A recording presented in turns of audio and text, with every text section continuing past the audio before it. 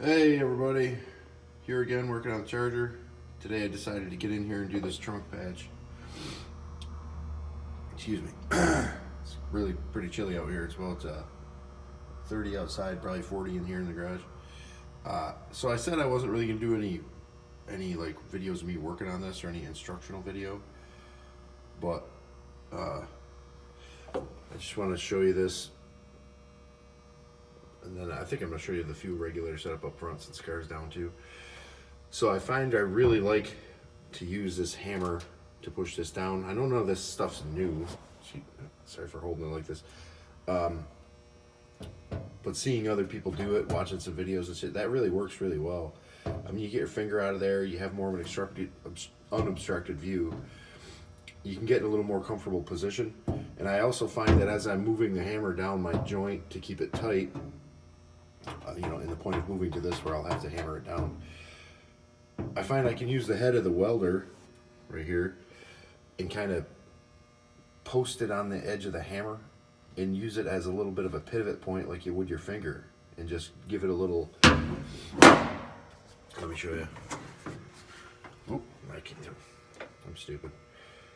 So as I'd be doing this, getting up here a little more comfortable, I'd put the tip of the welder where I can see my thing in the orientation of my light, touching the hammerhead that's holding the metal down, and I can get a little left-right pivot back and forth between the two steels right off the head of the hammer.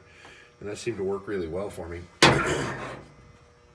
This welder seems to be really sensitive to precision. Like I said, I'm not professional. I haven't welded in a long time too, that much, but it definitely works better in this pretty much good vertical position like always you'd expect.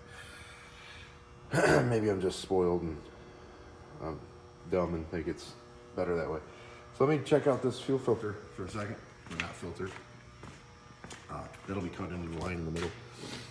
I've changed over to this Holley bypass regulator for a smoother setup up here, because you need a bypass for that different in-cell pump I have down there.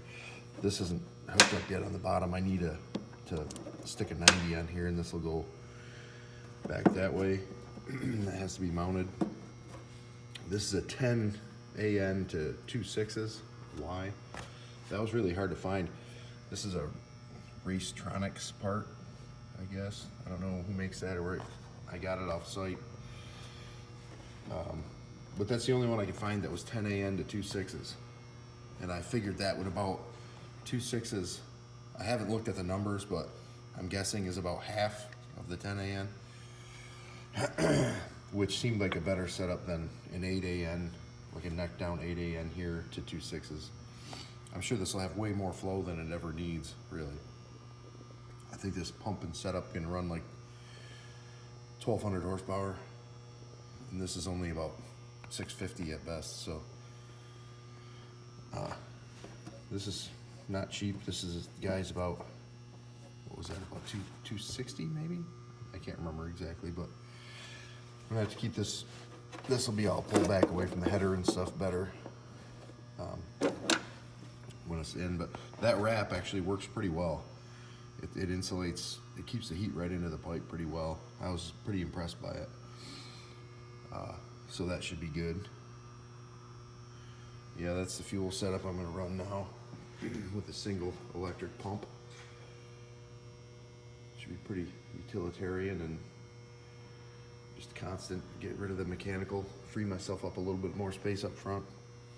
I'm gonna have to do something with the wiring too, because that used to be held up against the fender with a little loom there. And while I'm here, that's where he mounted the electric vacuum pump from Master Power Brakes. That's a pretty decent guy. That super heavy duty mounting bracket and stuff, which I like. I mean, it's probably heavier than it needs, but comes with nice grade 8 hardware. It'll go right back to the Hemi raised up booster that's going to go in there. That should be good. I don't like that thing. That unit's pretty heavy too. I don't like adding weight to the front of the car from my drag strip days. It's kind of stuck into my head, but what are you gonna do? It's the best system that I have. It's a nice, small, compact package. Doesn't need any type of vacuum can. So that's how I was able to save money and time too by using the existing 10 AN and 8 AN lines that came up here before. Because if you saw my other videos, you knew that there was an 8 AN line that came up here and fed the mechanical pump, and then there was a check ball. When you turn on the electric, it would overpower the mechanical and run. But that was a Very Grant 280 that was only good for switching on for a run, you know. And this is a good setup to change over to fuel injection later too if I want to. So with that in mind, maybe I decided to go that route. I will have to change the regulator, but the rest of the setup will be pretty much the same. Maybe the 6 AN lines will have to be altered to fit the unit. But anyway, I gotta get back to work. Thanks for watching.